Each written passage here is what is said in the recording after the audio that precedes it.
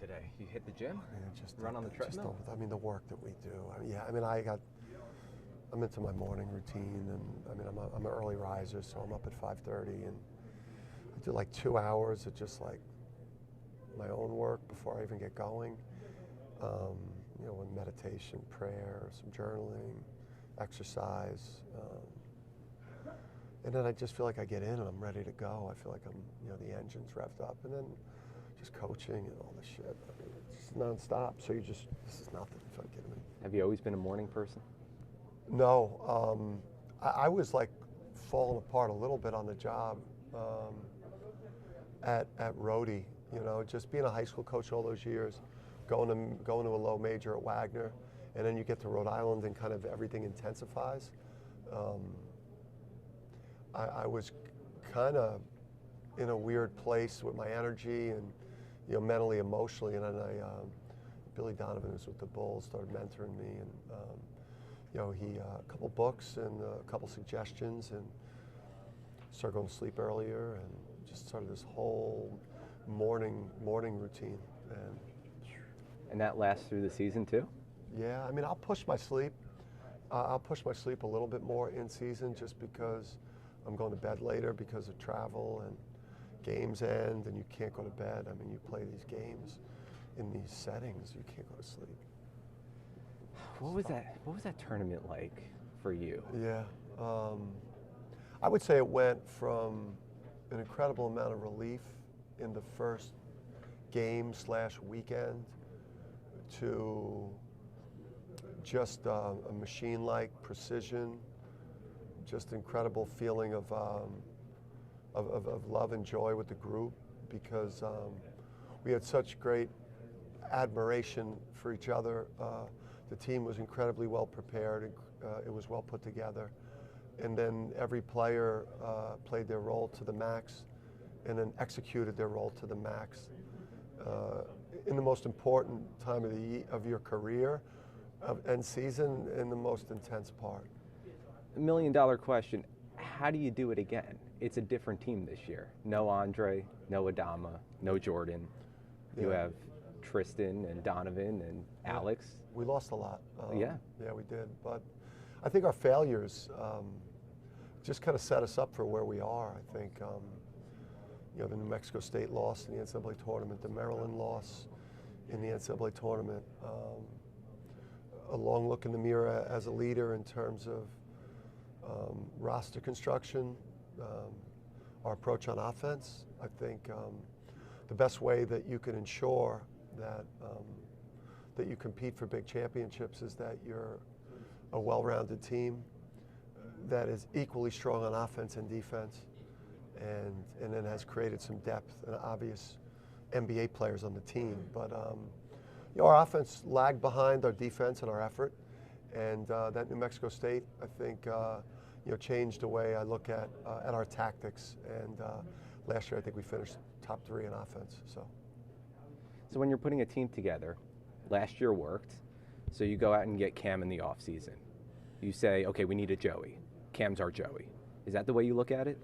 I think we looked at needing a starter that could give us somewhere in the ballpark of the offensive production that Jordan gave us. I mean, Jordan, no one player is going to replace the run that Hawk was on late.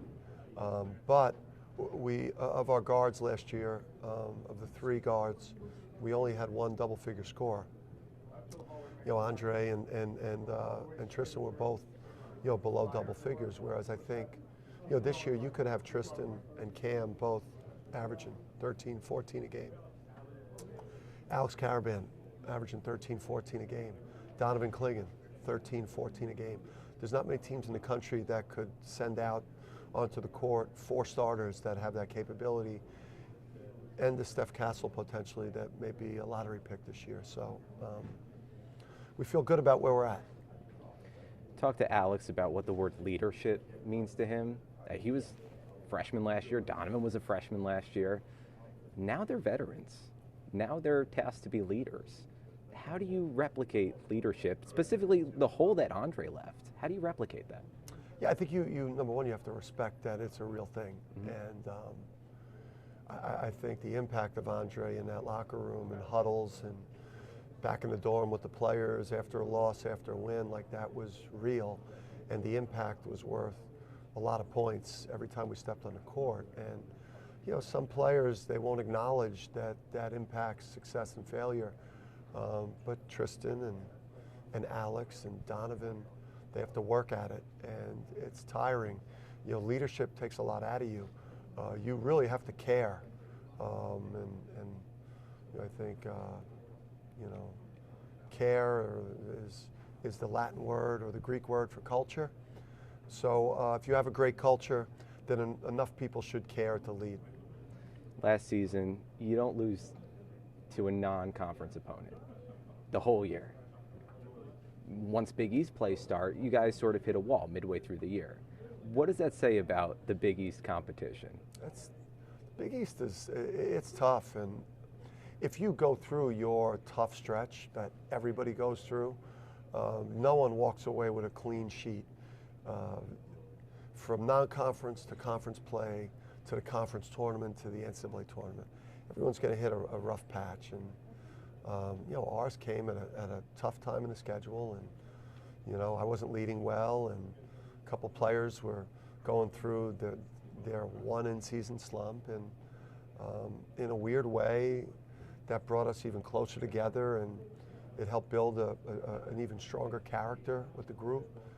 And I think that as bad as it was to go through, I think it strengthened us for that pressure-packed Iona game, first weekend of the NCAA tournament, and just rode that wave.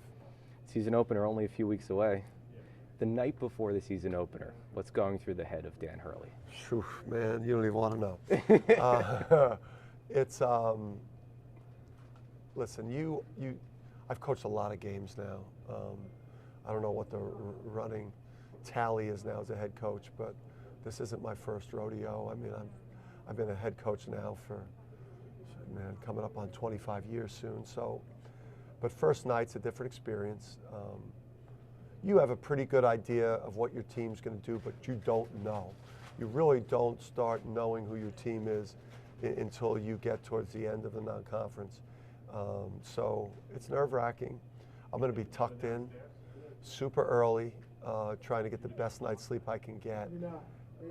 But I'll be in bed early under the covers. Like, I don't love opening night. And they want me out there for the banner, and I don't want to be out there for the banner. I want to get my mind as far away from that banner. I want my mind on the next banner and on Northern Arizona. But you'll be up at 5:30 that morning. I'll be up at 5:30. Good to see you, Wheels will Coach. be turning. Thanks for your time. Appreciate you, man. Appreciate you.